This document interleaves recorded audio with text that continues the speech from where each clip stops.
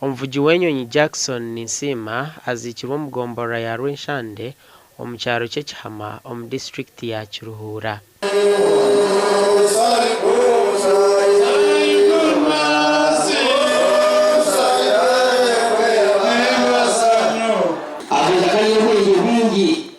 Joyful, well displayed, and a very good pilot. Very good pilot.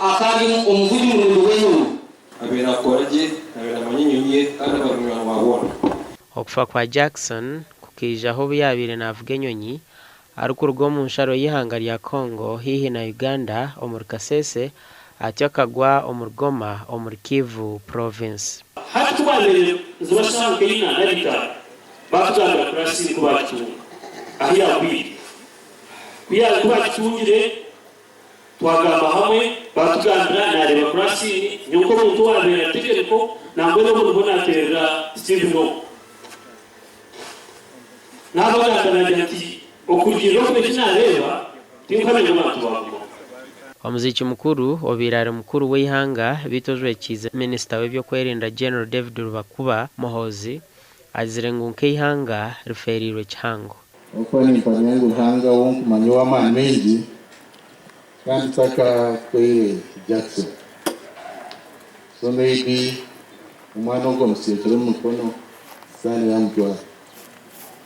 Uko kwa mtwire shabangu hanga abeno weyito mwanyogu ahabw'okuba Jackson bamugambaho abira ari omuntu muhango omuntu w'omugasho omuntu muto yasyo.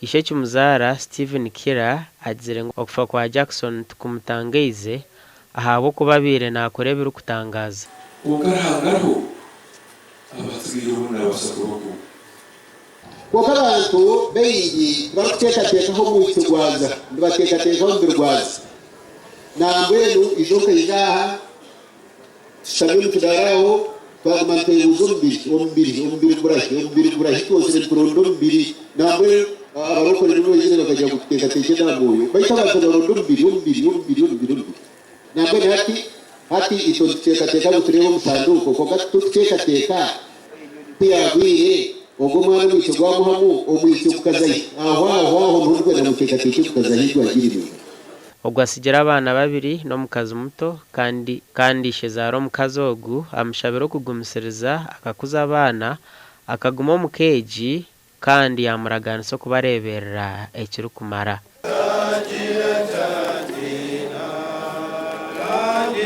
Jackson aferira ha myaka 3 y'obukuru gasha kwa turyamureba Paul.